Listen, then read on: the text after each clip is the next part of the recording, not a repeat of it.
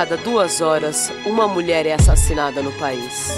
Nós somos mulheres de várias partes da cidade. Em movimento, inconformadas e persistentes. Acreditamos que quando nos juntamos, podemos mudar as nossas vidas e o mundo que nos cerca.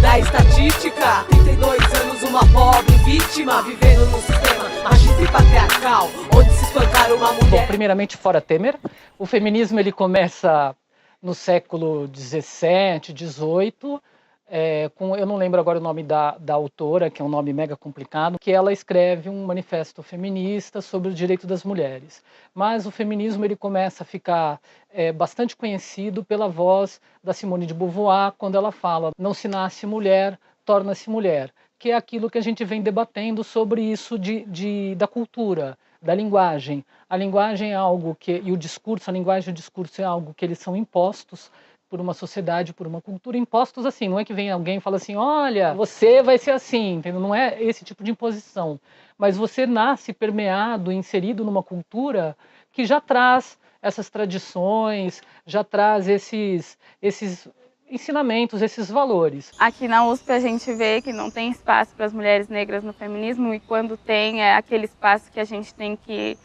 quase que brigar para ser ouvida, porque somos a minoria aqui, as mulheres pobres e negras, e o feminismo aqui é muito acadêmico, então são feminismos construídos através de textos que as pessoas leem, de ideias disseminadas a respeito de conceitos que a gente nem sabe o que significa às vezes. E o feminismo, desde a sua criação, ele é muito seletivo, existe um público selecionado para militar no feminismo, e esse feminismo que escolhe um público não abarca todas as mulheres que precisam dele, que somos todas, né?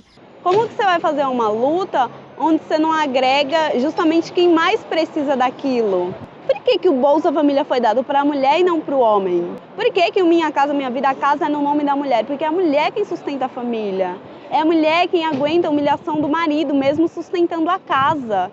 Então, por que você não leva esse teu feminismo, essa tua luta até a periferia? Então, as mulheres da periferia muitas vezes não atendem, muitas vezes não, na maioria das vezes não atende ao padrão de beleza imposto pela sociedade.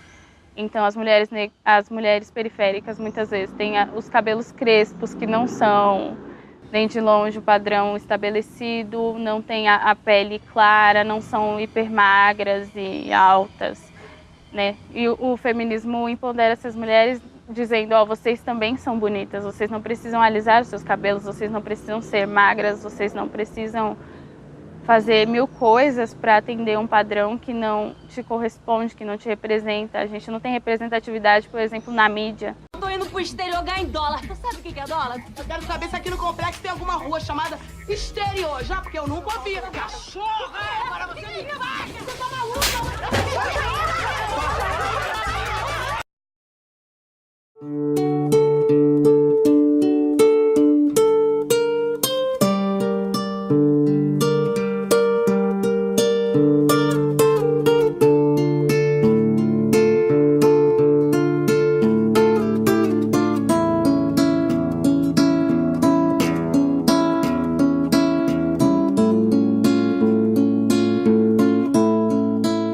Quando eu estava na escola, por exemplo, eu tinha uma professora que ela sempre falava, a luta continua, força para as mulheres, só que ela nunca usava o conceito mesmo de feminismo. Então, a gente percebe que isso vem de uma forma indireta mesmo, não é o conceito exato, igual a gente vê na faculdade, por exemplo. O meu primeiro contato com o feminismo foi na escola, quando falaram que a minha professora era feminista, e mesmo sem entender, para mim parecia um xingamento. Quando eu fui crescendo, eu fui pesquisando, participando de grupo do Facebook e indo em roda de conversa desses próprios grupos. Mas na roda de conversa sempre tinham 10, 8 meninas, quando no grupo tinham 7.000, 8.000. Eu fiquei com uma impressão que era meio superficial. Esse ativismo digital, ativismo de sofá, não é um feminismo que atinge a periferia. Eu não sei por que razão, circunstância, causa ou motivo, a mulher da periferia ela não é considerada mulher. Isso é difícil, porque como que você vai fazer uma luta onde você não agrega a maioria da população? Os coletivos que eu conheço são sempre esses de faculdade ou de meninas que se encontram na internet e resolvem fazer encontros esporádicos. E eu acho que ter coletivo é bom no sentido de unir pessoas para se questionar a respeito da maneira como vive, o espaço onde vive. E essas múltiplas vertentes eu não acho que separem mulheres no sentido de levá-las a pensar sobre a sua condição, mas separa mulheres à medida que a sua teoria exclui alguém. Elas apegam muito à teoria. Então, para uma mulher ser feminista, ela tem que, ser engajada com todas aquelas coisas. E não é assim que funciona, não é porque eu não sei um conceito e eu peguei e falei uma coisa que talvez não vá de acordo com aquele conceito que eu não posso ser feminista, que eu não posso ter os valores do feminismo, sabe? Muitas vezes se você está numa roda, assim, você é chamada a atenção, ou se você não é chamada a atenção, elas viram e conversam depois. Nossa, mas você viu o que ela falou, sabe? Como ela quer falar que ela é feminista e sabe aquilo? E não é assim que funciona. O feminismo, enquanto movimento conceitualmente falando, talvez muitas mulheres não tenham conhecimento. Enquanto um conceito, né? Enquanto, olha, nós somos o movimento X, que faz isso, isso e isso. Talvez assim não conheça. Mas eu acho que na prática, toda mulher conhece. Entende? Na prática, a gente sabe o que é. Na periferia, as mulheres sempre fizeram feminismo. Como as mulheres na periferia, a maioria das vezes, não tem marido, não tem estrutura familiar, elas se viram como podem. Então, uma ajuda a outra vai trabalhar, ficar com o filho. Precisa de açúcar, vai na vizinha e pega. Precisa de comida, come todo mundo junto. Divide um pão em 8 pedaços. As mulheres da periferia sempre fizeram feminismo.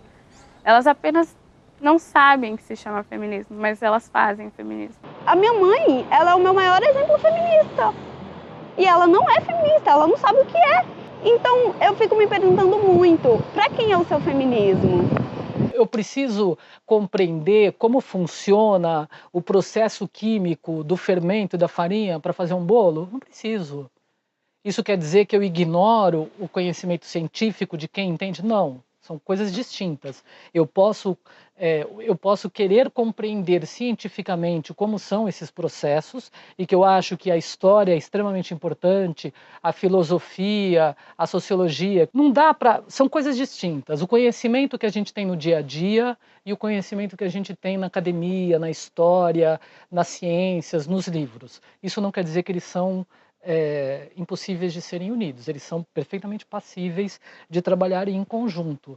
Eu misturo, aliás, teoria e prática são coisas que têm que ser vinculadas o máximo que se puder. E então é muito importante ouvir o que as mulheres têm a dizer. As mulheres da periferia têm muito mais a ensinar do que as mulheres de classe média. Com perdão da frase, mas é verdade, a gente vive muito mais coisa em curtos períodos do que gente que tem proteção familiar, proteção policial, né? Uma mulher rica não vai sair apanhando a polícia numa manifestação, por exemplo. Ela vai tirar foto com a polícia ao invés disso. A gente tem muito a dizer e a gente vai dizer sim. O feminismo, ele sempre me excluiu. Até o dia que eu encontrei ele e eu agarrei ele pra mim. Fui eu que fui atrás do feminismo, não foi o feminismo que veio atrás de mim. Então eu acho que o feminismo, ele tem que ir atrás de outras mulheres. Ele não pode ficar esperando as mulheres chegarem até ele. Quem tenta me calar vai me ouvir gritar mais alto. Quem tenta me derrubar vai encontrar o asfalto. Quem existe não recua, insiste até que evolua. Enquanto houver loucura, quem tenta me calar vai me ouvir gritar mais alto. Quem tenta me derrubar vai encontrar o asfalto. Quem existe não recua, insiste até que evolua. Enquanto houver loucura, a luta continua. Não vou abaixar a cabeça pra vacilão. Não vou retroceder minha voz, não vou falhar na minha missão. Não serei omissa, opressão que gera submissão. Vou pra frente, vou pra cima, pois quero revolução.